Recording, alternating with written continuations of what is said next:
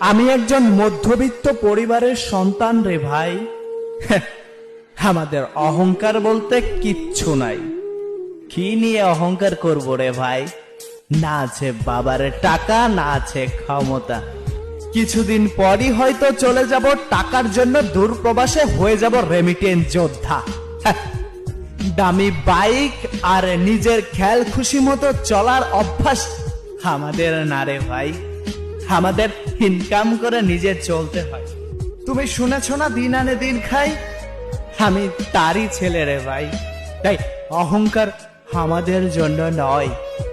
তাই তো বাস্তবতা রয়েছে আমার রক্তের প্রতিটা শিরায় শিরায়। তুমি যখন দামি বাইক নিয়ে ঘোরো সারা বাংলায়, তখন আমরা ভোর 6টায় ঘুম থেকে উঠে কর্মে যাই টাকার প্যারায়। তাই তোমার সাথে আমার তুলনা চলবে না রে ভাই। এই কথাগুলোর মূল্য শুধুমাত্র মধ্যবিত্ত পরিবারের সন্তানরাই বুঝবে রে ভাই।